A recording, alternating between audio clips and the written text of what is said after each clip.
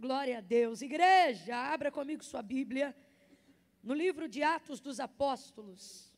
Nem sei se eu dei a parte do Senhor para vocês. Dei não, né? Dei? Graças a Deus. Estou ainda voltando a essa atmosfera terrestre. Estava ali pensando nas coisas do alto. Oh, aleluia. Você está no lugar certo, na hora certa, fazendo a coisa certa. Você está no melhor lugar que você poderia estar na sua vida nessa tarde. Dá uma olhada aí para o teu irmão e diga, não tinha lugar melhor para você estar agora não. Diga para ela ou para ele, diga, não tinha. Tinha não, você está na hora certa, no lugar certo, fazendo a coisa certa. Aleluia, é por causa disso que eu sempre profetizo. Em razão disso, até o que ia para dar errado na tua vida vai dar certo. Oh, glória! Aleluia! Atos dos Apóstolos, capítulo de número 9. Como é bom estar aqui nessa tarde, meu Deus. Bendito Deus, aleluia. Você pode dar um glória a Deus pelos músicos que estão conosco nessa tarde? Não. Dá um glória a Deus com vontade. Dê um glória a Deus. Deus abençoe os instrumentos e os instrumentistas. Porque se Deus abençoar só os instrumentos, né, irmão? Eu não ia poder fazer nada. Mas graças a vocês, eu estava ali pensando, né? Nós precisamos, né? Eu acho que por muito tempo, por medo de que os nossos ministros se envaidecessem por causa do dom, a gente acabou abafando demais como um método de disciplinatório, como quem diz assim, para que não se envaideça, aquela preocupação, né? E isso acabou por tentar sombrear demais um ministério que é tão valioso. Porque eu fiquei imaginando se o nosso amado ali estivesse adorando e não tivesse exatamente o acompanhamento que nós tivemos aqui, se teríamos sido impactados da mesma forma. Me desculpe, não é querer diminuir o espiritual não, porque Deus é invisível, tudo aqui é espiritual. Mas é para ser honesto acerca da maneira como somos impactados na hora da adoração. Se não fosse o acompanhamento desses rapazes, não ia ser igual. E às vezes por um longo tempo eu me lembro que por causa às vezes da preocupação, né, de que a vaidade tomasse o coração deles, isso acabou sendo tomado de uma forma, eu nunca falei isso não, mas eu estou sentindo de Deus de falar isso aqui, por um tempo, por uma preocupação, né, acabou sendo abafado demais, e o que o Jesus ensinou é honra a quem tem honra. Nunca vamos permitir com que o nosso medo de falar algo, com medo de que o coração de alguém se vire do avesso, porque eu tenho para mim que elogio não deforma, só manifesta a realidade que já existe em alguém, né? E às vezes por um medo, acabamos por deixar de comentar demais e deixando esses rapazes entrarem e saírem como se o ministério deles tivesse que ser uma coisa oculta no bastidor. E como eu estou falando aqui, eu não estou falando propriamente desses, mas de todos os músicos que têm abençoado a casa de Deus e a adoração que fazemos ao santo nome do Senhor em todos esses dias da nossa vida. Então, eu vou te pedir mais uma vez para dar a Deus a glória que é devida pela vida de todos aqueles que têm renunciado para servir a casa de Deus, ao som dos instrumentos, louvando ao Senhor. Então, quando eu disser 3, eu vou dizer para você dar glória a Deus só pela vida dos músicos, e você vai entender a importância deles numa liturgia, e vai dar o melhor glória a Deus se você puder, amém? Dê um glória a Deus pela vida dos músicos. Oh, glória a Deus! Oh, glória! Aleluia, Deus abençoe, Deus continue guardando o coração de vocês. Foi Davi que disse que o Senhor é aquele que habita no meio dos? E eles fazem parte disso. Os louvores do Senhor são entoados através dos instrumentos de cordas, das notas e de tudo aquilo que o louva, né? E eu senti de Deus de manifestar a nossa atenção a isso nessa tarde. Quem entendeu, diga amém. Se não entendeu, coma menos, que vai ficar tudo bem. Atos capítulo 9, quem achou, diga amém. Versículo 10 em diante. Diz assim o texto sagrado: havia em Damasco um discípulo chamado Ananias, e disse-lhe o Senhor em uma visão: Ananias. E ele respondeu: eis-me aqui, Senhor. E disse-lhe o Senhor: levanta-te, vai à rua direita e pergunta em casa de Judas por um homem de Tarso chamado Saulo, pois ele está orando. Como é que Saulo estava, gente? E numa visão ele viu que entrava um homem chamado Ananias e punha sobre ele a mão para que ele tornasse a ver. Olha isso, Saulo estava orando depois de 3 dias apenas, gente, da conversão dele no caminho de Damasco. E em oração o Senhor já estava lhe concedendo uma visão. Vocês estão entendendo isso? E numa visão ele viu que um homem chamado Ananias, qual era o nome do homem? Entrava e punha a mão sobre ele, para que ele tornasse a ver. E respondeu Ananias: Senhor, de muitos eu ouvi acerca deste homem, quantos males ele tem feito aos teus santos em Jerusalém, e que aqui ele tem poder dos principais sacerdotes, para prender os que invocam o teu nome. O que Ananias está dizendo? Ele está dizendo: Senhor, esse homem tem autorização e autoridade para prender homens como eu. Disse-lhe, porém, o Senhor: vai. O Senhor disse o quê, gente? Vai. O Senhor disse o quê? Vai, porque ele é para mim um vaso escolhido para levar o meu nome perante os gentios, os reis e os filhos de Israel, e eu lhe mostrarei o quanto ele deve padecer pelo meu nome. Então Ananias foi, entrou na casa e, impondo-lhe as mãos, disse: Irmão Saulo. Essa saudação está dessa maneira também aí na tua Bíblia? Está escrito irmão antes de Saulo? Então responda para mim, como é que Ananias falou com Saulo quando viu? Irmão Saulo, o Senhor Jesus, que te apareceu no caminho por onde vinhas, me enviou para que tornes a ver e seja cheio do Espírito Santo. E imediatamente lhe caíram dos olhos como se fossem umas escamas, e ele recuperou a vista, e levantando-se, foi batizado. E depois de ter comido, sentiu-se fortalecido, e esteve Saulo alguns dias com os discípulos em Damasco, e logo nas sinagogas pregava dizendo que Jesus era o Filho de Deus. E você diga amém por essa palavra. Eu vou te pedir para despertar uma reflexão aí na vida da pessoa que está do seu lado. Eu vou contar de 1 a 3. Quando eu disser 3, você vai dizer assim para ela: e se hoje? No 3 você diz, tá bom? E se hoje teu inimigo virasse o teu? Não. Irmão. Se ia te deixar triste ou feliz, hein? Você não vai perguntar essa parte para ele, não, se ia deixar triste ou feliz. Você vai deixar só a reflexão. Você vai dizer: e se hoje teu inimigo virasse o teu irmão? Porque quando Ananias entrou em casa onde estava Saulo, ele o chamou de... Mas poucas horas atrás ele estava argumentando com Deus, dizendo: este aí.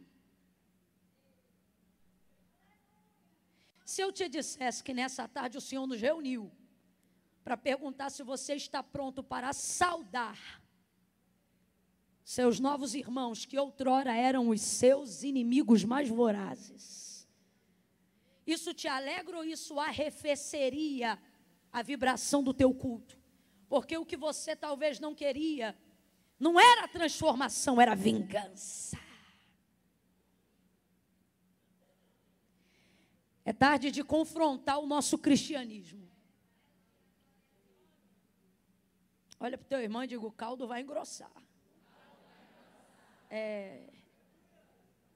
No 3 você vai dizer: e se teu irmão, se teu inimigo virasse o teu irmão, o que você faria?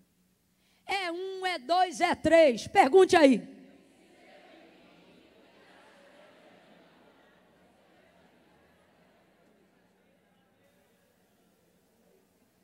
Você vê que ninguém deu nenhum glória. Não, deu agora não adianta.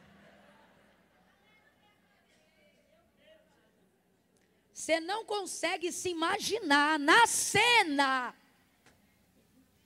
E é por isso que você não dá glória. Porque quando eu falo sobre a salvação de um ente querido, de alguém que você ama, você reage sem que eu diga o nome dele. Quando eu falo sobre uma prosperidade, uma exaltação, você reage e glorifica sem que eu diga o seu nome. Quando eu falo sobre uma mudança de casa, eu não preciso citar o seu endereço. Você reage porque você se apropria desta palavra. Agora, quando nós passamos a refletir sobre um nível de salvação e de transformação na vida de alguém que manifesta o seu ódio, você não consegue reagir, porque você não se vê no cenário da crença ou da fé de que Deus possa libertar alguém que te odeia. E quanto mais eu prego, menos glória a Deus você ouve nessa tarde. Porque o cenário de confronto do cristianismo é exatamente isto. Menos reação, porque não é tão fácil para mim imaginar a realidade de uma cena que é contrária aos meus pensamentos. Porque quando estamos em campanha de oração por um inimigo e por um adversário, normalmente não pedimos que Jesus o salve, nós pedimos para que Jesus nos livre da circunstância. Normalmente as palavras que acompanham esse tipo de oração é: abate ele, paralisa ele, derruba ele. Lembramos de momentos como a ação de Deus em favor de Israel contra Senaqueribe, dizendo: põe um anzol nele, um freio, faz ele andar de marcha ré. E não é errado fazer essas orações, desde que você entenda que a luta não é contra a carne nem contra o sangue, mas contra espíritos, contra potestades que dominam regiões celestiais. Quando você entende isso, você está cheio de autoridade, cheio de autorização e cheio de cooperação do céu, para que inimigos sejam repreendidos, para que lhe seja colocado um freio na boca e um anzol no nariz. O problema é que a maioria das vezes associamos o nosso inimigo diretamente à carne e sangue, não a espírito. Falamos nomes de pessoas que personificam a vontade e o desejo do diabo para a nossa vida, e ao invés de atribuir enfrentamento contra o espírito que se manifesta na vida dessas pessoas para levantar difamação, contenda, perseguição e etc. A verdade é que a nossa carne está tão desabilitada a obedecer à vontade soberana de Deus, aos princípios da sua palavra e à vontade do Espírito Santo em nós, que a primeira reação é levar para o pessoal e atribuir então sentimentos de ódio, de ira e de insatisfação contra pessoas e não contra o inferno. Estou mentindo, gente? Porque quando a personificação de tudo aquilo que Satanás quer fazer passa por pessoas, começamos a atribuir o ódio e a indignação às pessoas. Agora perceba, quando a coisa é boa, não fazemos a mesma coisa com as coisas de Deus. Se Deus me usa para abençoar a sua vida, você nutre adoração a Deus e não a mim, porque você entende que eu sou apenas um instrumento, então Deus está apenas passando por mim enquanto me usa. Logo, glória a Deus enquanto Ele me usa, aleluia enquanto Ele me usa. Obrigada, Jesus, por aquilo que tu estás falando comigo, pela vida da tua serva, está entendendo? Mas a verdade é que você passa a nutrir um carinho especial pelas ferramentas as quais Deus usa. Você passa a admirar pessoas que te aproximam de Deus, pessoas que falam da palavra de Deus, e não há erro algum nisso, pelo contrário. Pelo contrário. Agora, qual é o problema? O problema é quando João fala que nós somos desse espírito, desse segundo, que eu acabei de colocar aqui, mas falando a estes que são exatamente como nós, pessoas que reconhecem a ação de Deus na vida de pessoas e são capazes de glorificar a Deus, entendendo que Ele se manifesta através da vida de pessoas. Entenda, ao falar a estes, Ele vai dizer: vocês não podem ter dois espíritos, vocês precisam saber de que espírito sois. Que espírito é esse? É o espírito que reconhece que toda boa dádiva, todo dom perfeito não é dom de vós, mas vem do Pai das luzes, em quem não há sombra alguma de dúvida ou variação. Logo, se eu estou fazendo aquilo que é bom, a responsabilidade, bem como a glória daquilo que faço não pertence a mim, mas pertence a Deus. Não é difícil você identificar isso. Eu percebo isso nesse culto. Enquanto o irmão adorava, nós glorificávamos a Deus. Nós não sentíamos a presença dele. Nós sentíamos a presença de Deus através da vida dele enquanto adorava. Está claro isso? Amém ou não amém?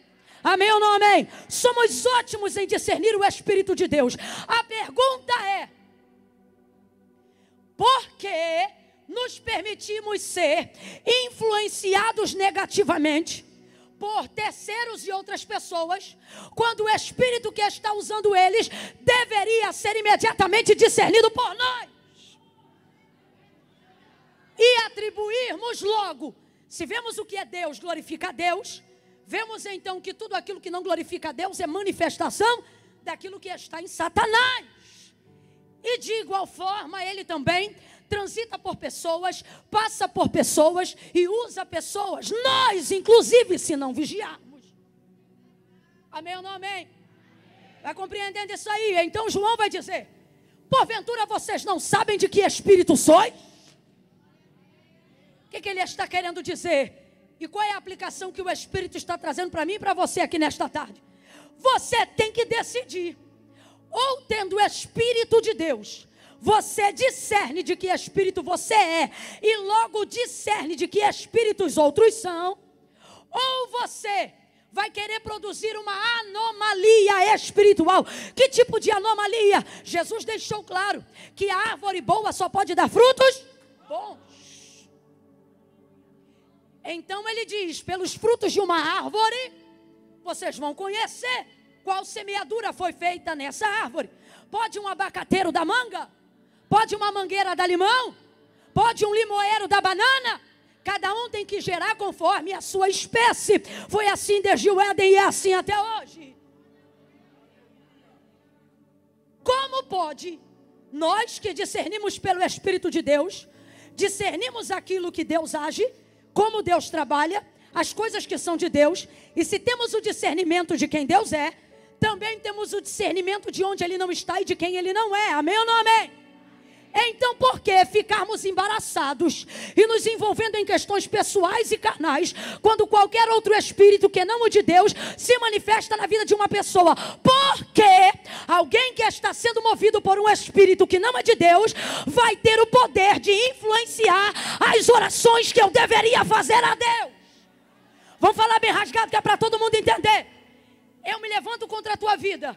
Aí você identifica que é o inimigo que está me usando para te atrapalhar, para te embaraçar, para te confundir. Logo, eu exerço um nível de influência que pelo Espírito de Deus, você deveria manter a influência do Espírito de Deus sobre a sua vida. E reagir, ser resistente, ser resiliente, porque maior é o que está conosco do que o que está no mundo. Mas não, qualquer ação contrária e revés da vida ou de alguém que Satanás esteja usando, rapidamente faz com que as nossas orações sejam mudadas. Então a gente percebe, gente, usando a autoridade que Deus deu, a unção que Deus deu, a graça que Deus deu, o acesso pelo nome de Jesus que Deus deu, e começa a fazer orações que fazem você não ser ouvido, não ser por Deus respondido, não porque não tem o Espírito de Deus, mas porque você não discerne de quem Espírito é. É gente que vai para o monte e dizer: Deus, se eu sou tua serva, faça assim assado com fulano. Se eu sou teu servo, faça desta e daquela maneira. Manda teu anjo lá e corrige, castiga, exorta, faça assim, faça desse jeito, faça dessa maneira, abate, mata, prepara, leva. Porventura você não sabe de que espírito você é? E hoje eu não estou boa não, viu? Eu estou ótima. A tendência é o glória a Deus diminuir mesmo, e você começar a refletir e dizer: Deus, melhore-me, melhore-me, melhore-me, porque eu não quero andar cocheando em dois pensamentos.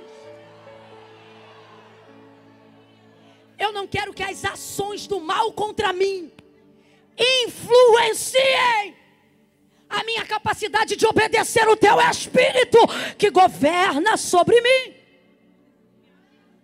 A perseguição não pode influenciar sua tendência espiritual. Você precisa estar subordinado ao que Jesus disse, aconteça o que acontecer. Vamos falar bem rasgado para todo mundo entender?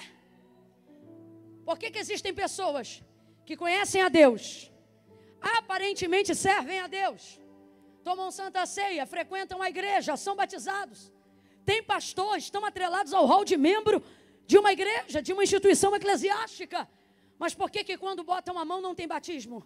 Por que quando botam a mão não tem cura? Por que quando bota a mão não manifesta discernimento, não manifesta absolutamente nada? Porque são pessoas que ainda não discerniram de que espírito são. E por que não? Estão sendo influenciadas por aquilo de ruim que acontece do lado de fora. Logo, manifestam de maneira contrária, através das suas atitudes, aquilo que o Espírito de Deus não gostaria de manifestar. Vamos falar bem rasgado que é para todo mundo entender?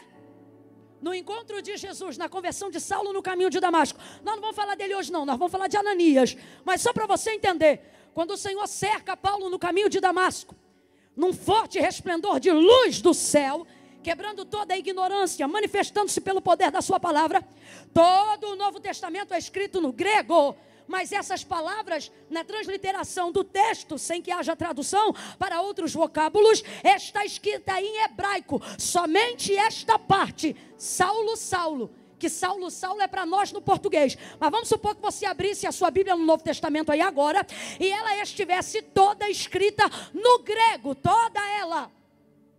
Esta parte do versículo, que é Jesus chamando Saulo, dizendo, Saul, Saul, que seria a tradução, Shaul, Shaul, em hebraico, está escrita em hebraico.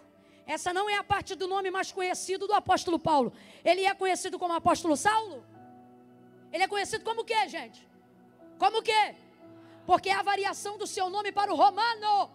É por isso que ele é muito mais conhecido por Paulo do que por Saulo. Mas quando Jesus o chama, por causa de sua cidadania, por causa da sua raiz, Jesus lhe chama pelo seu nome no hebraico. E esta palavra não está escrita como nós pronunciamos, mas está escrita no grego, que significa Shaul, Shaul, vem comigo. E o que isso tem a ver? Tem tudo a ver. O que significa Shaul, Shaul? Significa, traduzido para nós, Saul, Saul. E qual é o significado de Shaul ou de Saul? O significado deste nome é pedido foste a Deus. Então responda para mim, não deixa tua mente fugir não, captura ela nesta noite. Responda para mim, qual é o significado do nome de Saul? Qual é o significado? Pedido foste a Deus. Vou te perguntar mais uma vez, qual é o significado? Então quando o Senhor diz Saul, Saul, que é Saulo, Saulo, ele está dizendo duas vezes o quê? Pedido foste a Deus. Pedido foste a Deus, é o que significa. Agora olha para o teu irmão, lembra de todo o mal que Saulo provocou enquanto perseguidor da igreja. Lembra do sangue inocente de Estevão sendo derramado, sem que o julgamento dele fosse terminado, graças ao consentimento de Saulo. Porque sem a autoridade dele ninguém podia ter apedrejado Estevão até a morte. Era só um jovem, mas regado de autoridade, consentiu o apedrejamento de Estevão sem que houvesse um julgamento, porque todos os que estavam presentes manifestaram demônios enquanto Estevão pregava. Ranger de dentes, ouvido tapado, e gritavam. Se isso não é manifestação demoníaca, eu não sei mais o que é. Interessante que eles vêm falando de Abraão, ele vem falando de Moisés, ele vem falando de todos os profetas. Ninguém manifesta, mas quando ele entra na obra de Cristo, o texto diz que eles não aguentam.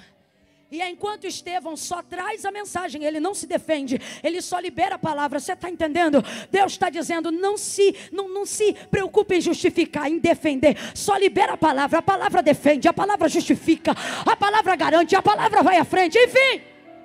Apedrejaram ele até a morte, com o sentimento de Saulo. Eu não estou falando de um frequentador da igreja, eu estou falando de um perseguidor da igreja. Eu estou falando de um homem que ele mesmo afirma, depois da sua conversão, que de todos os religiosos ele era da sua seita o pior de todos eles.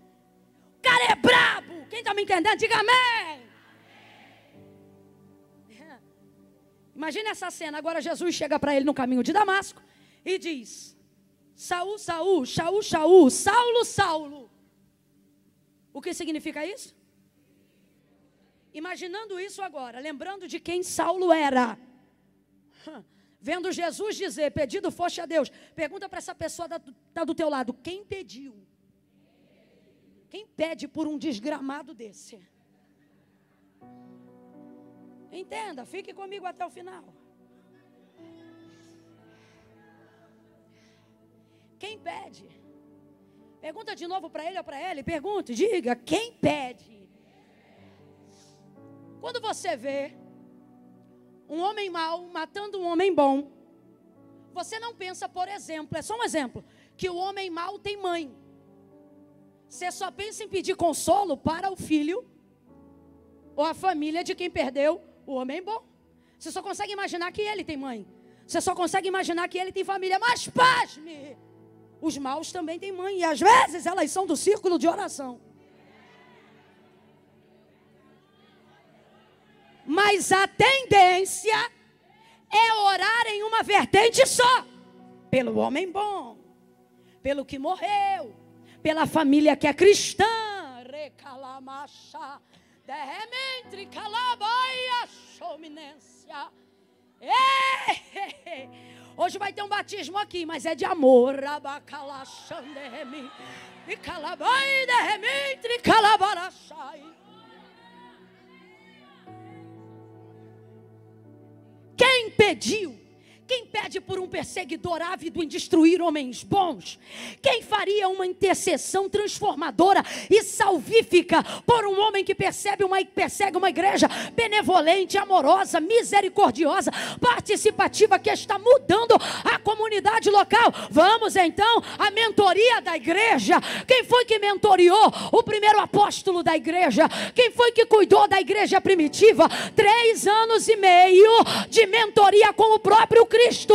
Ele ia para o monte, eles iam para o monte. Ele dormia na relva, eles dormiam na relva. Quando ele levantava, eles levantavam. Quando sentava para comer, eles sentavam com ele. Os discípulos andaram com Jesus 24 horas por dia, todos os dias ao longo de 3 anos e meio, orando com ele, comendo com ele, jejuando com ele, caminhando com ele, curando com ele, vivendo cada minuto com ele. A igreja primitiva não foi mentorada por nenhum curso. A igreja primitiva andou com o verbo vivo que se fez carne e habitou entre os homens. Essa igreja vai viver um avivamento extraordinário e sobrenatural. Ela cai na graça do povo. A descida do Espírito Santo vem, enche os crentes de poder e de autoridade, para onde pisarem, manifestarem Cristo.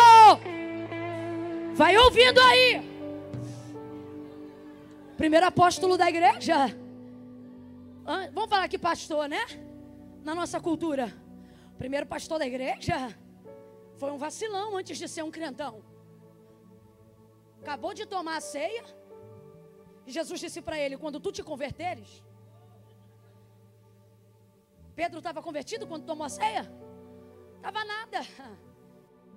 Mas Jesus o expulsou? Não. Olha como ele diz: Satanás anda procurando te cirandar como trigo, mas eu roguei ao Pai por ti, para que quando tu te converteres,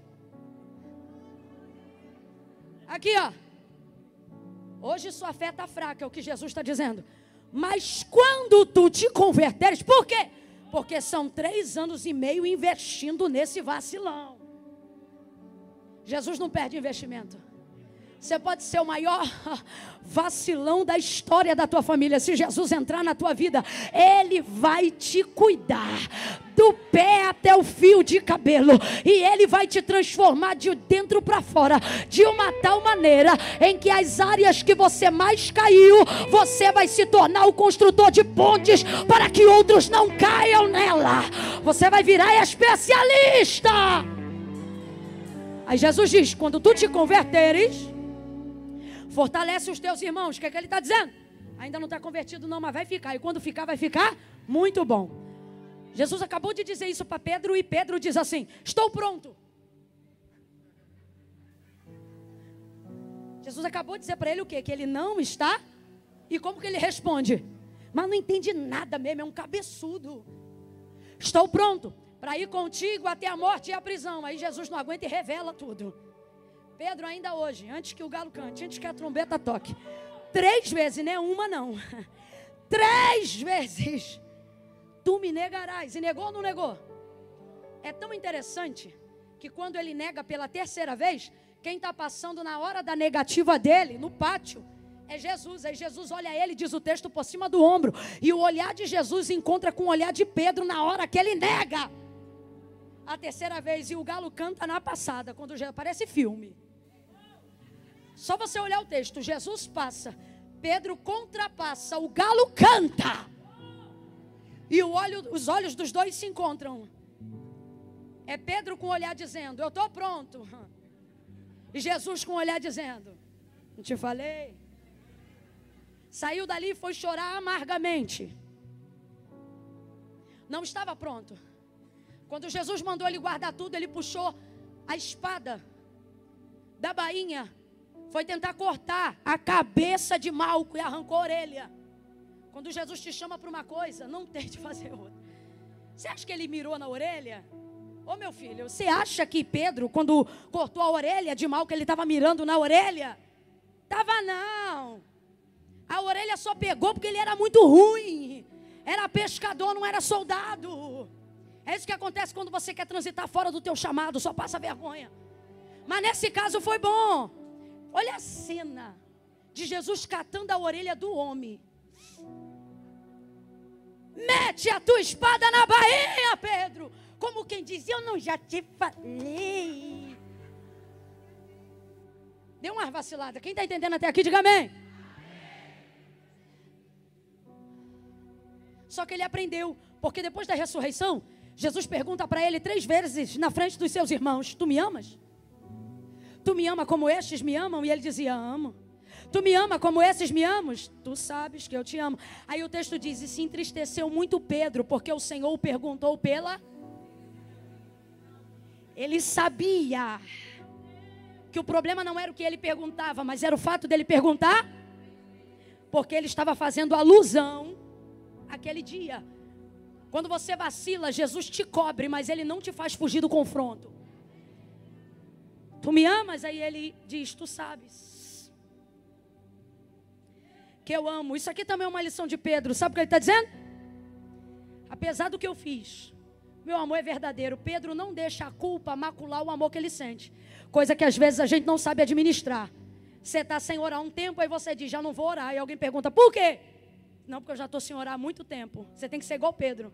Mesmo com vergonha, ore e diga, eu estou aqui porque eu não tenho outro lugar para ir.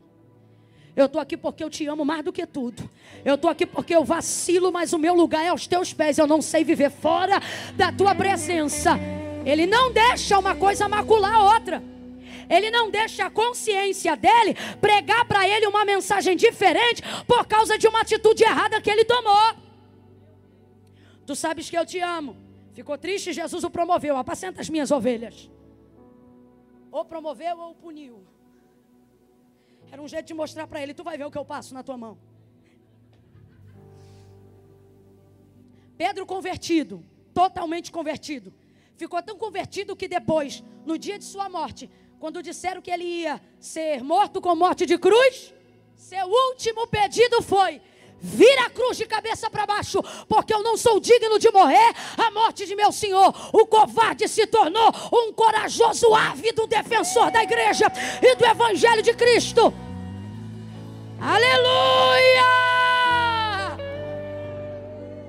E o que a Bíblia nos mostra com isso, preste atenção.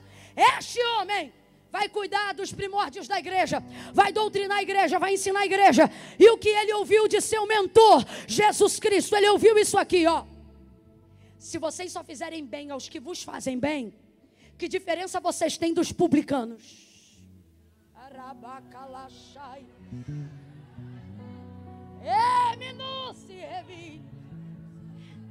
Se vocês só amarem os que vos amam, vocês não vão poder ser identificados como os meus discípulos, porque isso também fazem os gentios.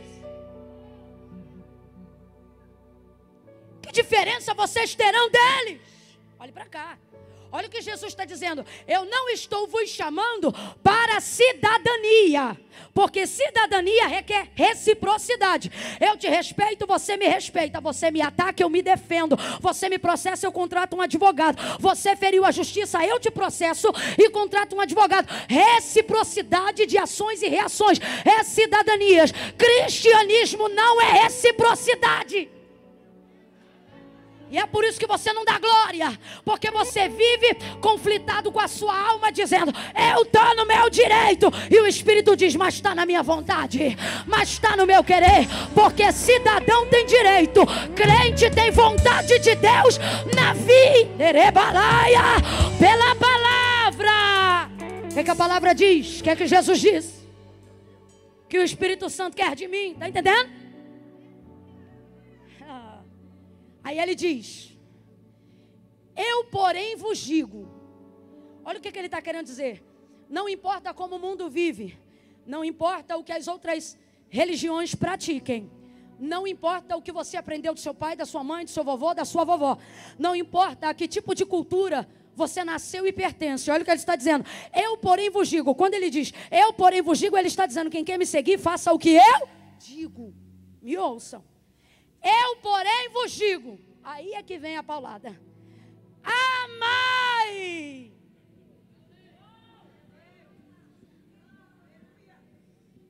Ai,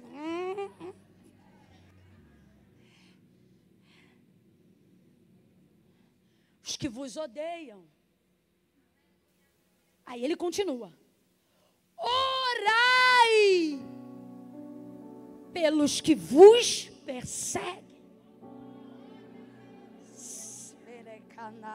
Lavada coreman bene kikiada suriebria rebaloboia chai. Qual foi a última vez que você orou com compaixão por alguém que te feriu, por alguém que te ofendeu? Qual foi a última vez que você conseguiu liberar perdão para alguém que te difamou e que nunca se retratou? Qual foi a última vez que você dobrou o joelho e pôde fazer a oração do Pai Nosso com a certeza de que está sendo perdoado, porque não concentra mal algum contra ninguém no seu coração? Fala a verdade, é tarde de reflexão.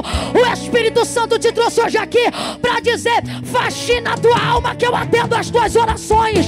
Volta a ser do meu Espírito que eu volto a ouvir as tuas orações.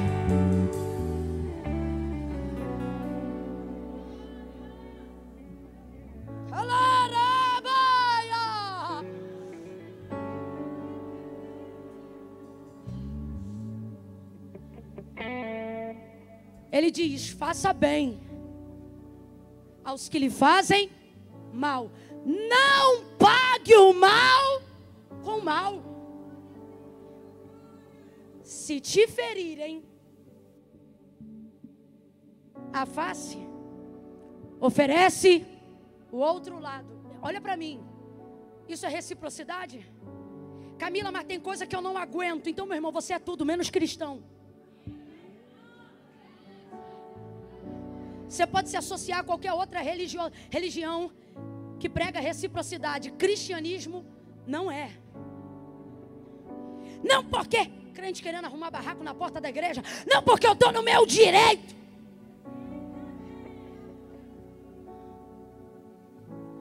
Não porque agora ela vai ver com quantos paus se faz uma canoa. Não porque...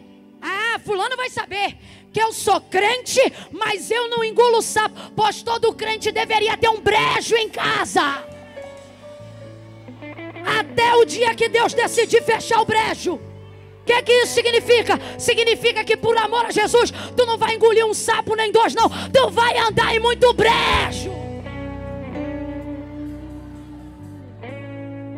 Não porque tem coisa que eu não tolero, é porque tu ainda está vivo. Porque se tu já estivesse pregado na cruz, se tu já estivesse, como disse Paulo, que deveríamos estar. Não vivo mais eu, mas Cristo vive em mim. E a vida que agora vivo na fé daquele que me chamou. Que é isso, eu não vivo para poder devolver o tapa. Eu não vivo para remoer as ofensas que me fizeram. As ofensas que me fazem não são a mim, são ao Cristo que eu sirvo. Então, se são a Ele vai decidir como julgá-la. A mim convém interceder, a mim convém mostrar cristianismo.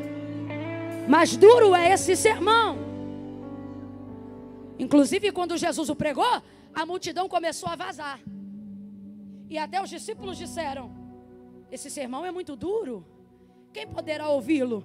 Você acha que Jesus tem preocupação com quem não vai ouvir? Você acha que Jesus chega no sermão que ele entrega, e porque os ouvidos não estão gostando, ele começa: calma, nós vamos já cantar um hino, daqui a pouco nós vamos curar, hein? Vamos fazer oração. É ruim, hein? Ele olha para os discípulos que dizem: como é duro esse sermão, quem poderá suportar? E diz: e vocês querem ir também?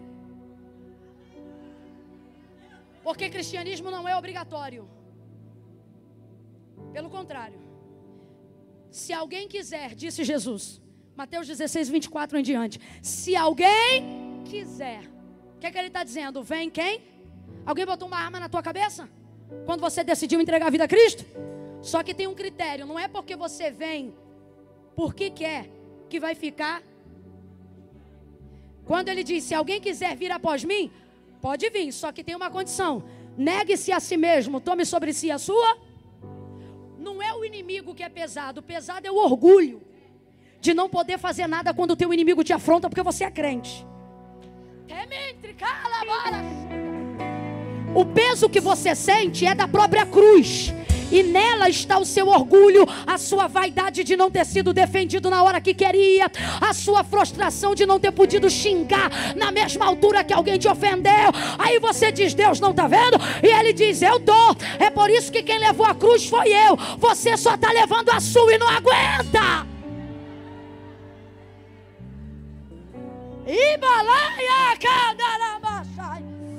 Faz um espontâneo aí que é para poder aliviar a alma, porque o caldo vai ficar mais grosso. Jesus te trouxe hoje aqui para comer lebaracana.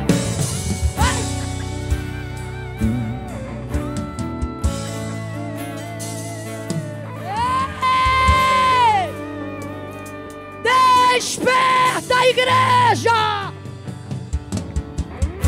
Se vocês caem em confusão de WhatsApp, se você não aguenta ficar no grupo da família que é tua, como é que você vai conseguir transformar esse mundão pela renovação do vosso entendimento? Ai, Camila, é porque o grupo da família tem muita confusão. Tem confusão porque você não aguenta engolir os sapos, porque o seu espírito não é pacífico. Você quer responder: ai, Camila, é porque eles ofendem a minha fé. É sinal que a tua fé está vulnerável, porque a ofensa deles à tua fé deveria ser a esperança do que Jesus disse: quando vos injuriarem e vos ofenderem, fazem isso por causa de mim. É sinal de que você está bonitinho no que Jesus quis. Não é tua família que é difícil, é a tua arrogância espiritual que não deixa você aguentar.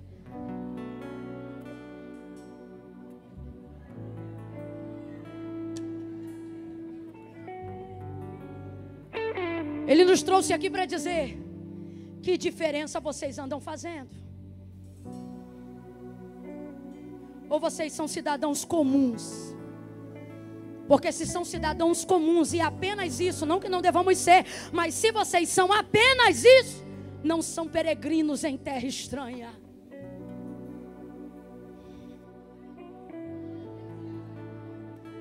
Volta para Pedro que eu volto para Ananias. Você consegue imaginar Pedro doutrinando a igreja e vendo a igreja vivendo o maior avivamento que Jerusalém e a circunvizinhança de Jerusalém já viu? E você consegue imaginar Pedro dizendo assim: irmãos, estamos com uma dificuldade. A igreja está sendo perseguida até a morte. São muitos os mártires. Vamos orar porque eu estou sabendo de muitos perseguidores. E entre eles há um pior de todos. Coloquem Saulo nas suas orações. Eu estou aqui conjecturando. Como você acha que a igreja que ouviu de Jesus essas palavras na primeira pessoa tem coragem de dobrar o joelho para orar? Vocês acham que eles oram como? Senhor, você imagina Pedro como pastor dessa igreja. Você acha que Pedro, quando vai dobrar o joelho e se lembra do tamanho da redenção que lhe redimiu, você acha que ele tem coragem de orar e dizer assim: Deus, mata esse perseguidor, porque ele está matando os teus servos. Deus, prepara a oração do crente que não tem paciência para interceder. Prepara, como quem diz, estou sem tempo. Prepara e leva. Fala real. Você acha de fato que é assim que alguém como Pedro, alcançado pela graça, tu acha mesmo que um Mateus cobrador de impostos, que foi redimido pela graça de Jesus, você acha que ele tem coragem de dobrar o joelho e dizer: Deus, acaba com eles? É isso?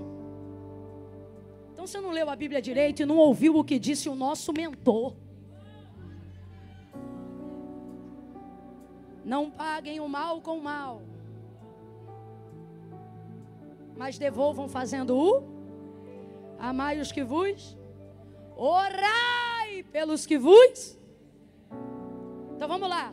Saul, que significa o quê? Significa o quê? Pergunta aí para tua irmã, para o teu irmão: quem tu acha que pediu?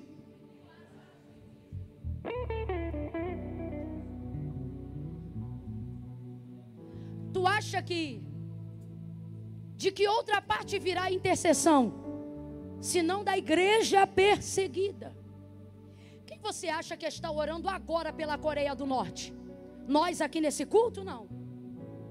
Mas tem alguém orando agora pela perseguição na Coreia do Norte, por aquele imperador ditador.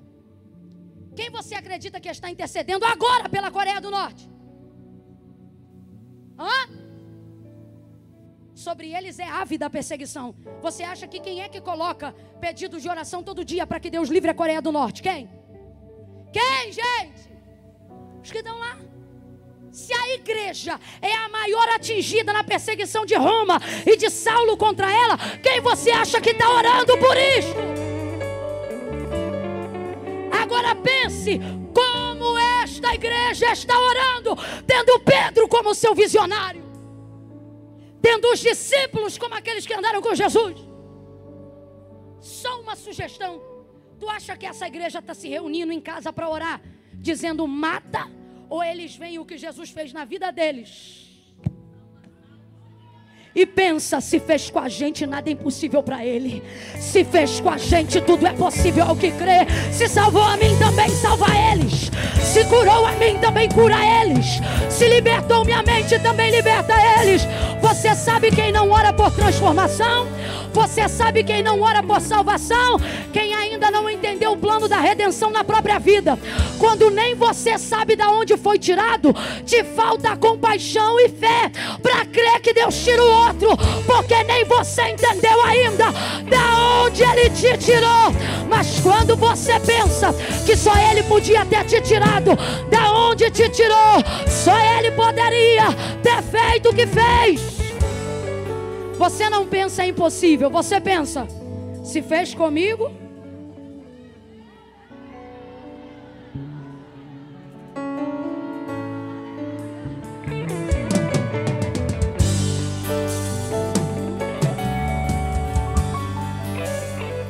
bata no peito para os dois aí, diga: se fez comigo. Não, entendendo de onde vai. Camila, mas eu nasci num lar cristão. Meu irmão, você pode ter saído até do ventre da irmã da Maria. Ele nos tirou de um mesmo lugar quando falamos de redenção. Você quer ver? Parábola do pagamento. Um servo deve 50, o outro deve 500. Não me lembro se o valor é esse, mas só para a gente entender o cerne. Aí o Senhor diz: Perdoou de 500? Perdoou de 50. A quem perdoa mais? Pedro responde: o que devia mais. Ele diz: pois é, a quem muito perdoou, muito amou ou muito ama. Sabe qual é o cerne da parábola? Não é dizer apenas o quanto ama cada um. Isso aqui aponta para um nível de redenção, de redimir. Olha isso aqui. O que devia 50 tinha dinheiro para pagar? Mas ele devia menos, sim ou não? Mas o que devia mais tinha dinheiro para pagar? Também não, mas ele devia mais, sim ou não? Então não importa o que devia pouco e o que devia mais, eles se igualitam no plano da salvação. Por quê? Porque nenhum dos dois tinha como. Então não interessa se um saiu do tráfico ou outro da prostituição. Não interessa. Você está entendendo?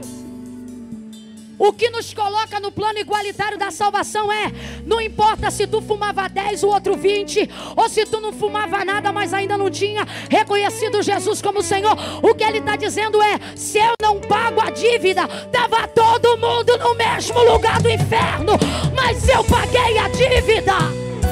Meu Deus, celebra isso. Olha para essa pessoa e diga: tá pago, tá pago, tá pago. Se ele pagou a minha, também paga a tua. Ele te arranca, ele te tira, ele promove, ele remove. Então pare de acreditar que o sangue dele foi poderoso para salvar você. Porque você era mais quebrantadinho, mas o outro não dá, porque o outro tem um coração muito duro. Ah, você não entendeu.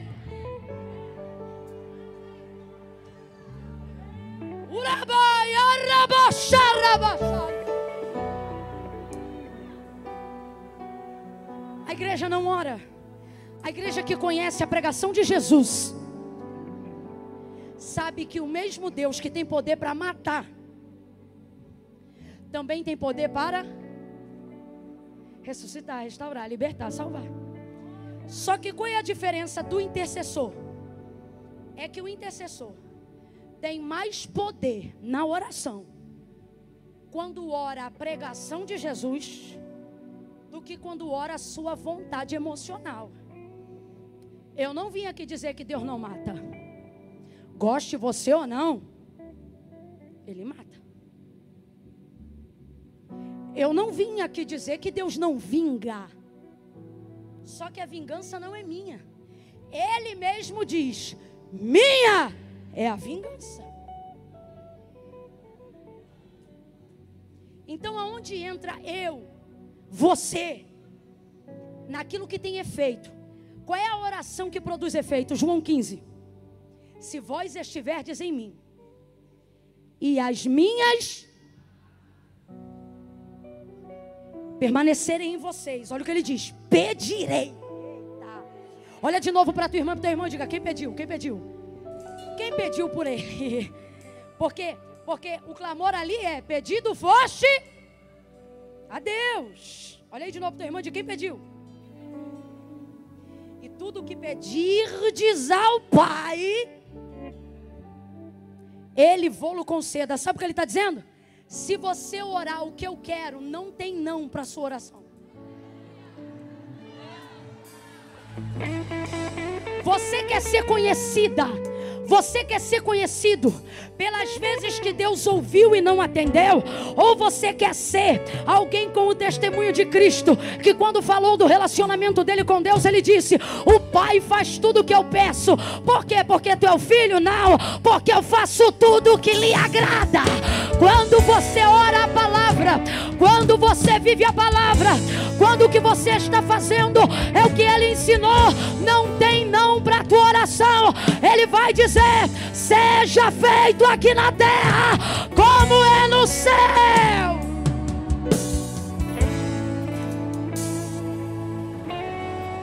Agora vem para cá. Já encerro em Ananias. Quer dizer que tu crê que Deus tem poder para tirar uma vida? Quer dizer que tu tem poder para Deus provocar uma situação de humilhação na vida de alguém que você não gosta, mas não tens fé para acreditar que Deus faz o coração de pedra virar coração de carne? Desculpa, Mas se é assim como eu disse agora que fazemos, o que nos move não é fé.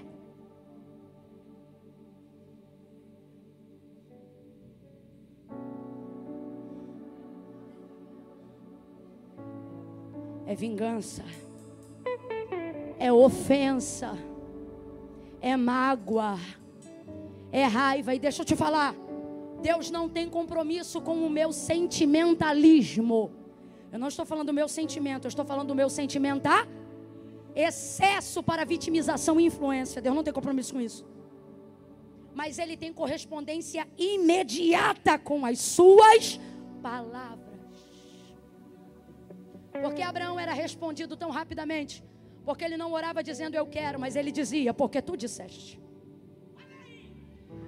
Por que Moisés, abre aspas para o que eu vou dizer, tira da cabeça de Deus, fecha aspas, o desejo ávido de destruir o povo na mesma hora que desce dizendo, Moisés, tira o teu povo da minha presença, porque eu vou consumi-los na minha ira. Aí Moisés já diz, meu povo não, teu povo, porque tu disseste lá na sarça, vai libertar o meu povo.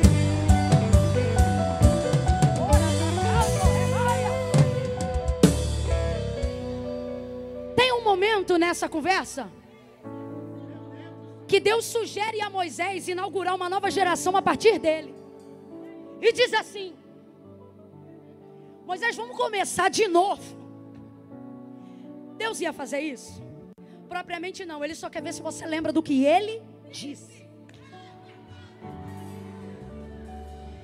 Moisés, vamos começar uma nova história a partir de você. Olha como Moisés responde, e como ficará o que tu disseste a Abraão?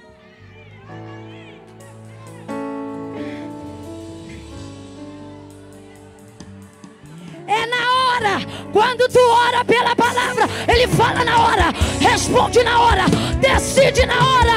Então pare de apresentar para Deus somente dores sentimentais e comece a invocar a palavra dEle. Ao invés de dizer mata, comece a dizer, se tu ressuscitou Lázaro, tu tira quem quiser da mão de Satanás.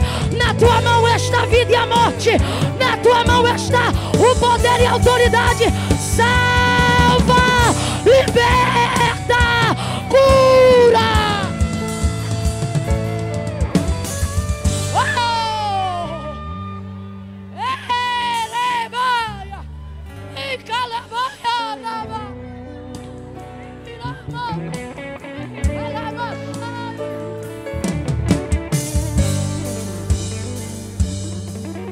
Seja alguém, seja a igreja que Deus ouve quando ora,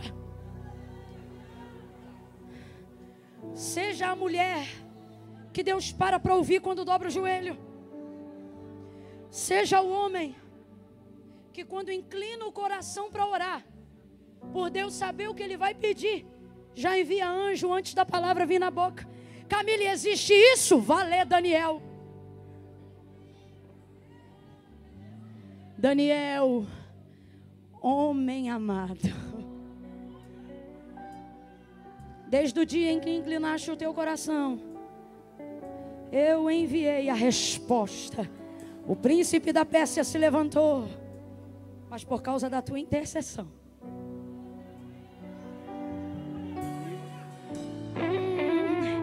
a luz resplandeceu nas trevas, e as trevas não prevaleceram. Não tem inimigo, não tem diabo, não tem tráfico, não tem vício, não tem anomalia comportamental, não tem ideologia que a palavra de Deus não atravesse. Como um martelo que esmiuça a penha, ela entra, e a oração do crente é a martelada na pedra, vai quebrar, é a martelada na pedra, vai transformar. A oração do crente na palavra é um martelo que esmiuça a penha. Ore certo. Tiago disse, pedi e não recebeis, porque vocês pedem para gastar nos vossos próprios deleites. O que ele está dizendo? Vocês não pedem para glorificar o meu nome, vocês pedem para vingar o de vocês. Vocês não oram a mim para que os homens olhem e digam: Deus é Senhor. Não. Vocês oram a mim para que os homens vejam vocês e digam: Deus é com ele. Vaidade e vanglória, e a oração enfraquece. A vaidade e o orgulho é como uma erva daninha na maior arma do mundo, que é a intercessão. Vai esgotando o seu poder e a sua força.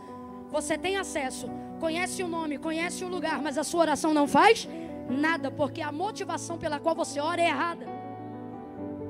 E o Deus que poderia enviar um anjo na hora que você dobra o joelho,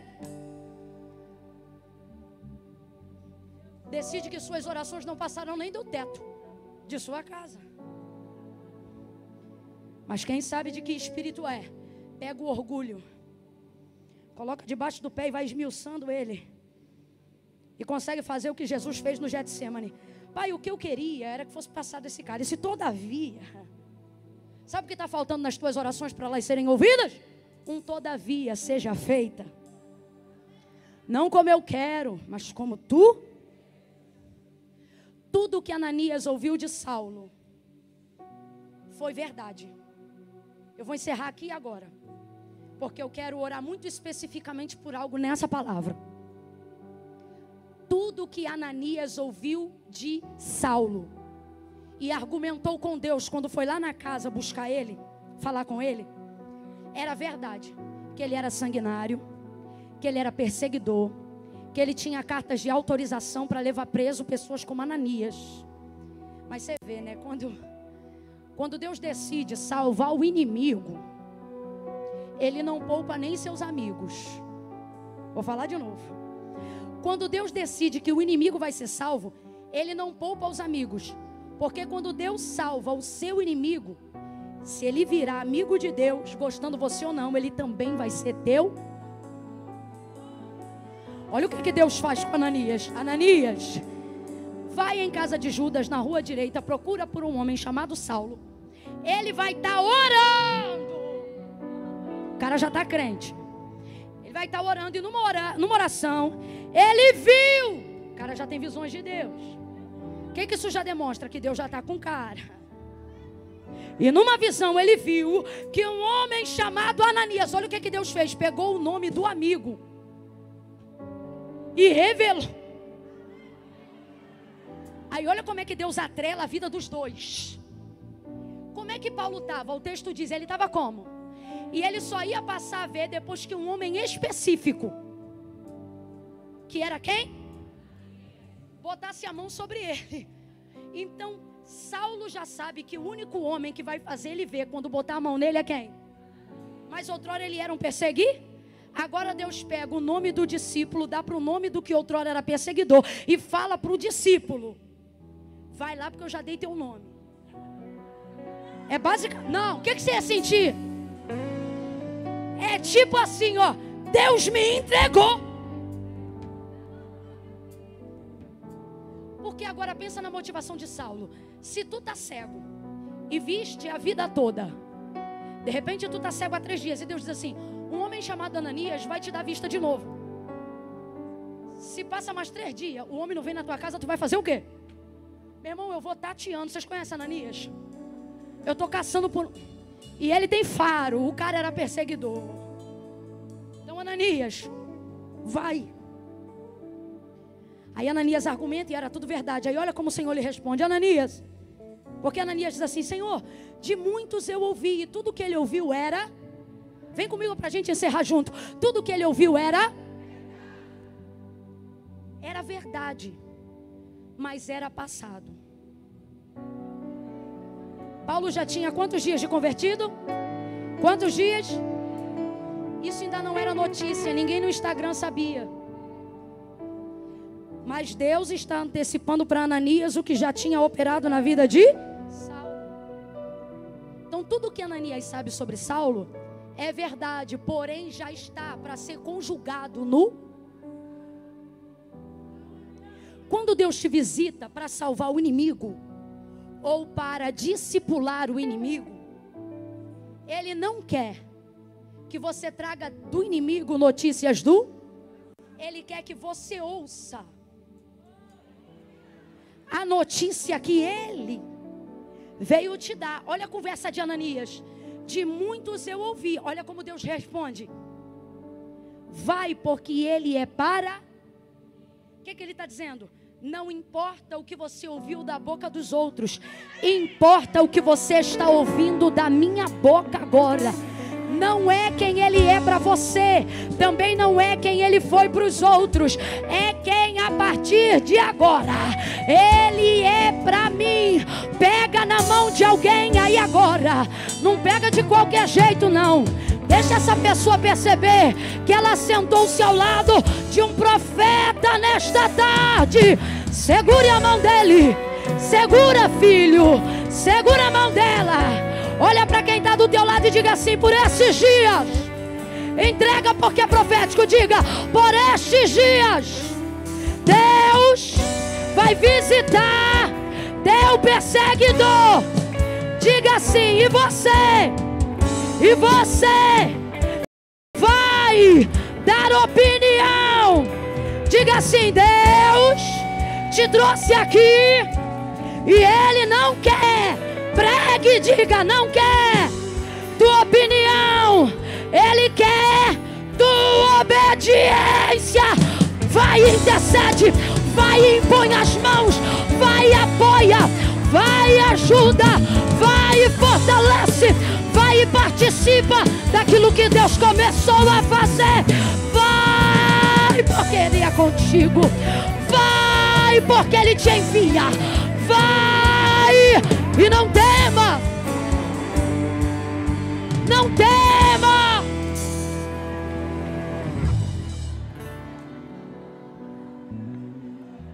Ananias,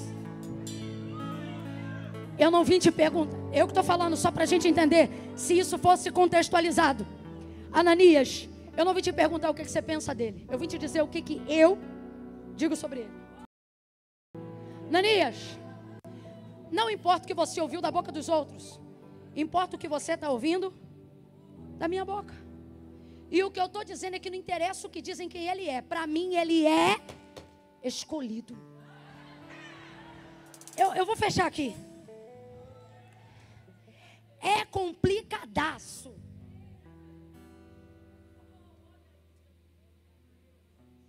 Quando Deus escolhe.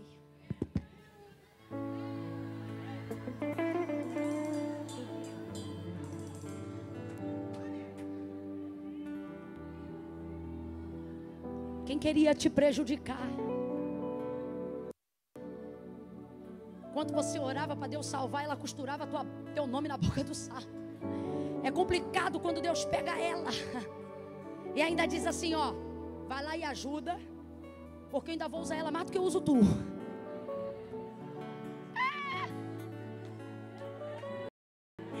Eu tô rindo, porque enquanto eu tô pregando tem gente que dizendo assim, isso eu não aceito, pois tu vai ser a primeira vez.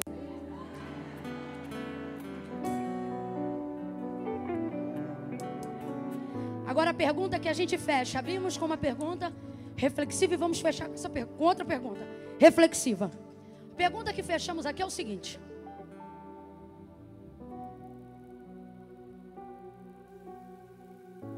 esse ambiente aí, se ajeite,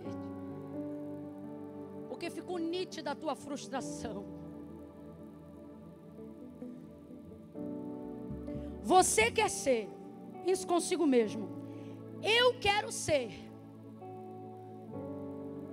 Pastora Lili, eu quero ser. Estou pensando de mim mesma.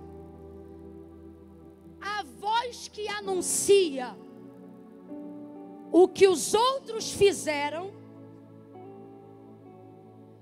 ou a voz que anuncia o que Deus fará.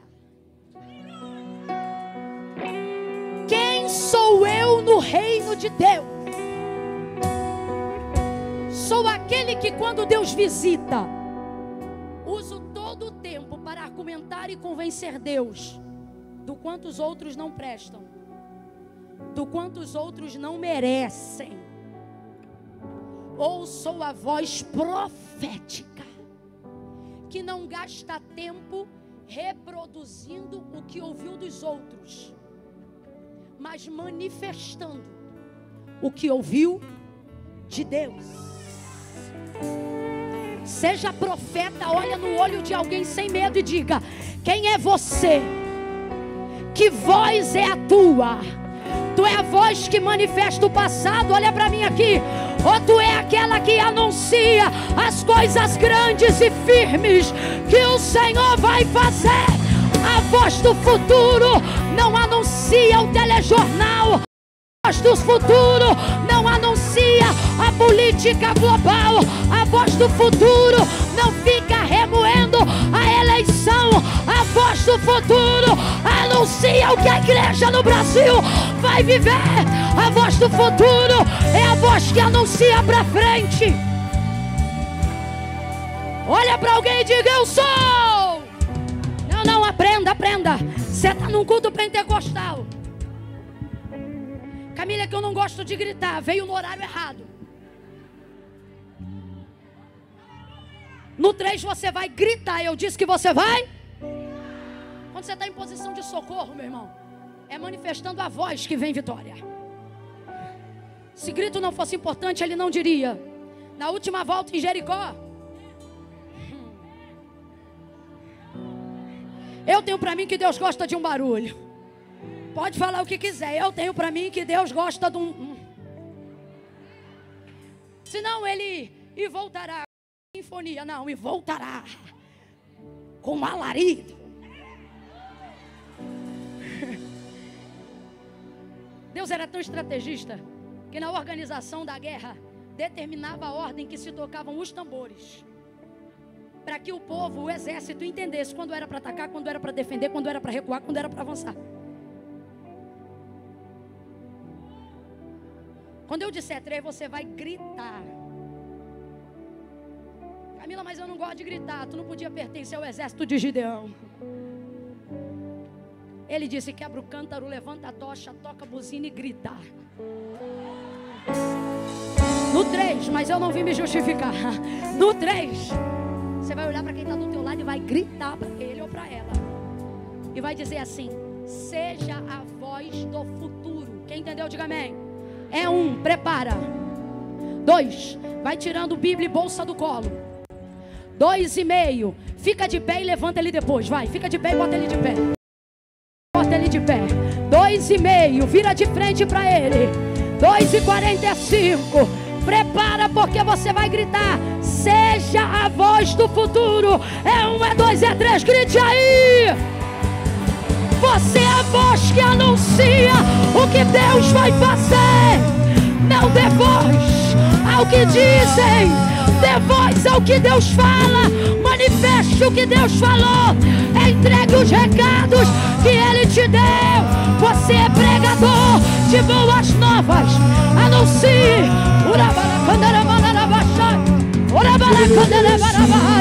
Anuncie, anuncie. Oh, Yeshua. Yeshua, entregue as boas novas.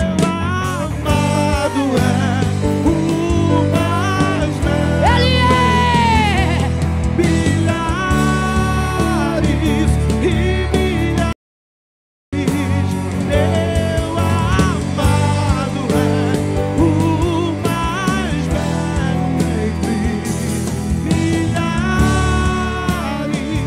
e milhares. Fala consigo mesmo, diga assim: eu sou a voz do futuro.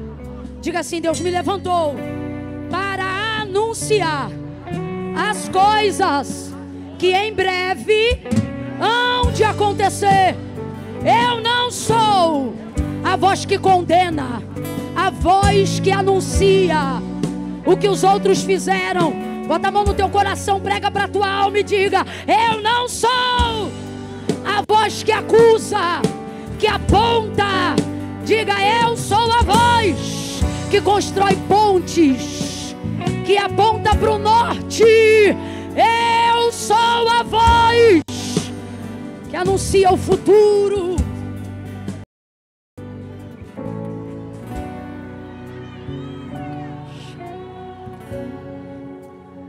Vozes do futuro. Se eu pudesse dar um tema para essa mensagem, eu diria: vozes do futuro. Alguém talvez olharia esse tema e pensaria: será que a pregadora anunciou quem veio do futuro? Não. Porque acredite, as vozes do futuro não estão no futuro. Elas estão aonde? Diga para mim.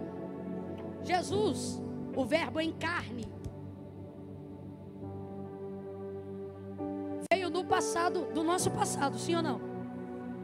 Sim. Mas João disse assim: ele é o mesmo ontem, hoje. Que coisa interessante. Uma pessoa que está historicamente num verbo que é conjugado no passado, enquanto esteve aqui, anunciar o futuro. Fala para mim, às vezes que Jesus gastou tempo na mensagem para falar do passado. Rapaz, o negócio era tão doido que teve um dia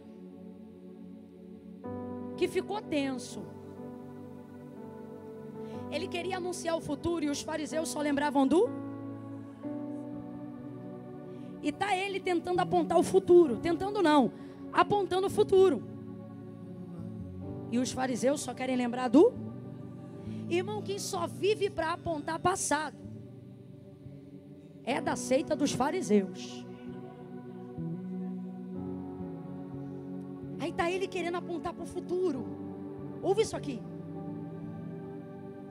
Eles não aceitam e usam como respaldo de passado Abraão, como respaldo de passado Moisés. Jesus disse assim acerca do casamento: Moisés vos disse assim pela dureza do vosso coração, porém eu vos digo. Olha isso. O tempo todo Jesus está atualizando. Aí quando ele está numa outra conversa com os fariseus, que não é com os fariseus, é com o povo, e os fariseus se metem. Porque fariseu não tem ministério. O ministério do fariseu é perturbar o ministério de quem tem ministério. Aí eles dizem assim: porque Abraão, tentando respaldar, né, usando o nome de alguém influente no passado. Aí Jesus vai acabar com aquele negócio, vai dar uma confusão. Porque olha o que ele vai dizer. Nessa hora eu te confesso que eu nem julgo os fariseus. Porque imagina um homem de 30, 32 anos, olhando para um povo barbudo, que está acostumado com a lei todo dia, dizendo assim: ah, vocês falam de Abraão? Abraão me viu no meu dia e me glorificou. O que isso significa? Vocês querem usar Abraão? Abraão era um homem que via porque ele me viu no meu dia e me glorificou. Aí você pensa assim: Camila, será que isso não é linguagem figurada? Né, não, irmão? Porque Paulo, ao escrever aos Gálatas, fala que Deus... Fala assim que Deus pregou para Abraão o evangelho. É tão doido que até tu tá revoltado com o que eu estou pregando e está na Bíblia. Mas como tu lê pouco, ele está citando. Aí ele diz assim para os fariseus: Abraão me viu no meu dia e me glorificou, que significa me reconheceu. Se vocês fossem filhos de Abraão, vocês também me reconheceriam, porque Abraão me reconheceu. Aí Paulo vai lá e afirma isso, apontando para aquele dia que Isaac foi entregue acerca do carneiro e etc, e etc. Olha isso. Não há ninguém ainda na vida do passado que tenha conhecido Cristo, seja em sombra ou em luz, que não tenha a sua visão no futuro. Me mostre uma vez que Deus tenha aparecido a um homem que tenha falado qualquer coisa sobre o passado dele, mas que não tenha lhe apontado alguma coisa sobre o seu. Ele pode até dizer: sei de onde você veio, mas a conversa nunca termina de onde você veio, sempre termina para onde ele vai te levar. Olha o que ele dizia pela boca dos profetas em dias de apostasia em Israel: eu irei atrás.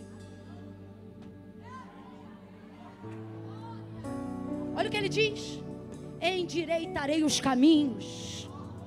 Oh Oh, meu Deus do céu, eu vou arrebentar com os ferrolhos de ferro, os cadeados de bronze. Olha a visão de Isaías, futurística, pastor Alexandre. Levanta-te e resplandece, porque já vem, ninguém vê, mas quem tem contato com Deus vê o futuro no presente, acessa o futuro no presente. Levanta-te e resplandece, porque já vem a tua luz e a glória do Senhor vai nascendo sobre ti. O futuro está aí, igreja. Eu quero fechar essa mensagem orando por você. Para quê? Para que Deus te abra os olhos, para que você não seja um profeta que só lembra do que os outros fez, do que os outros fizeram, mas que você seja a voz que anuncia o que Deus fará. Aqui para mim. Pare de remoer o que já aconteceu e comece a desenvolver o que Deus falou que vai acontecer. Você acha que as orações que fizeram para o Brasil foram para onde? Para um lixão em algum lugar? Davi disse: porventura não estão as minhas lágrimas no teu odre? Olha o que Deus está dizendo para mim e para você. Lembra do que eu disse. As palavras profetizamos acerca do avivamento na América Latina. Aí agora, por causa de uma circunstância e outra difícil, você pensa que não vai acontecer? É ao contrário, irmão. Quanto mais as vozes querem ressaltar o que aconteceu, mais perto está do que Deus disse que vai acontecer. Quanto mais Maria achava que haviam roubado o corpo, o que havia acontecido com o corpo de Jesus? Quando ela viu a pedra rolada, ela pensou em roubo, mas o céu sabia, era ressurrei. Às vezes as notícias ruins só precedem uma coisa muito boa. Olha para mim que eu vou orar agora. Pelo que, Camila? Para você ser voz do futuro. O que adianta você ficar o dia inteiro vendo aquele jornal que se torcer sai sangue? Aí depois você vai anunciar futuro? Não vai. Você vai desenvolver síndrome do pânico. Você não vai conseguir sair de casa. Por quê? Porque você é guiado pelo que andam dizendo muitos. Você não deveria ser a voz que é guiada por muitos. Você deveria ser a voz que guia muitos. Feche os olhos, curva a sua cabeça. Interceder. Primeira oração, comece a pedir: Senhor, faxina minha alma, me limpa com teu sangue, me lava. Eu não quero amar uns e odiar a outros, eu quero aprender a amar a todos. Me ensina, por mais doloroso que pareça. Comece a pedir isso. Comece a pedir isso. Comece a pedir isso. Senhor, me limpa. Eu às vezes me pego sentindo raiva, me sentindo injustiçado. Eu não quero isso não, Jesus. Eu não quero isso não. Eu quero ser tua imagem, tua semelhança. Corrige as motivações do meu coração. Limpa o meu interior. Limpa o meu interior. Comece a pedir, comece a pedir. Agora continue em oração, continue em oração. E comece a dizer: Senhor, tira os argumentos antigos da minha cabeça. Aquilo que não te glorifica, aquilo que me distancia da tua palavra. Eu não quero ser influenciado por comportamento cultural, humano e mundano. Não, não, não, não, não, não, não. Eu quero ouvir a tua voz. Eu quero discernir os teus preceitos, Senhor. Eu te suplico, ouve a minha oração. Eu quero chegar no segundo culto desta noite com a alma limpa, com a mente como um terreno fértil para o crescimento da tua palavra. Fortalece os valores, fortalece os princípios do Senhor na minha vida, ó Pai, em nome de Jesus. Espírito Santo, nós oramos, coopera conosco, intercede por nós, nos ajuda, convence do pecado, da justiça, do juízo, nos leva a uma tarde, a um preparo para a noite de quebrantamento, de arrependimento. Arrependei-vos, que vivamos essa verdade, Pai. Continue em oração. Pai, agora eu te peço, aonde houver um inimigo e um adversário que tem sido tão escravo de Satanás como um dia nós fomos das nossas vontades, derrama um batismo de amor no nosso coração e nos faz entender que a luta não é contra a carne nem contra o sangue. Feche os olhos, igreja. Ainda estou em intercessão e em oração diante do Pai. Espírito Santo, inclina-me a uma direção. De olhos fechados, igreja. Eu também estou de olhos fechados. Traga na tua mente aí agora. Quem está ouvindo a minha voz, diga amém. Traga na tua mente agora o nome da pessoa que você considera mais difícil de se converter. Traga na mente. Eu vou mais além. A difícil você ainda imagina. Traga na mente aquela que você diz: essa daqui é impossível. Aquela que você não consegue imaginar vivendo o evangelho. Traga apenas o nome dela na sua mente agora. Você está numa alta atmosfera de fé e de milagre. Você está debaixo da palavra. E eu vou orar agora por essa pessoa. Esse é o terceiro nível desta petição. Traga ela na mente agora. Aquela que você diz: essa aqui é o coração. Não, essa aqui eu não consigo nem imaginar, Camila. Pois então, eu quero essa. Traga ela. Pai, em nome de Jesus, ainda na tua presença, esses nomes parecem impossíveis, e são para nós como seres humanos. Mas como disse Gabriel a Maria, coisa nenhuma, porque para Deus nada é impossível. Eu quero te pedir, nos dá um testemunho aqui em Recife, para a glória do teu nome, Senhor. Não precisam se lembrar que fui eu que preguei nesta tarde. Eu não quero. Pode apagar o meu nome da memória deles nesta tarde, de modo que quando eles contarem o testemunho, eles digam: eu não lembro nem quem foi que pregou naquele dia, mas desde aquele dia Deus virou uma chave e eu passei a orar com compaixão pelo meu perseguidor. E assim, Senhor, faça de tal forma que aqueles que eram considerados teus inimigos se convertam e possamos chamar de nossos irmãos. Que aconteça conosco o que aconteceu com Ananias. Que olhemos para aqueles que um dia nos amaldiçoaram e que por causa da intercessão e do teu poder possamos ver sair da boca deles a paz do Senhor, irmã, a paz do Senhor. Tira a cegueira e usa as nossas mãos para curar, para orientar, não para apontar quem eles são hoje ou quem eles foram ontem, mas para apontar o caminho que eles vão trilhar no futuro. Levante as suas mãos em sinal de súplica, assim. Assim. Nós te pedimos isso com mãos estendidas. Nós te suplicamos, incline a cabeça e levante as mãos. Nos concede essa dádiva, Senhor. Não a nós, mas para que ao teu nome seja toda a honra e toda a glória. Em nome de Jesus. Quem concorda, diga.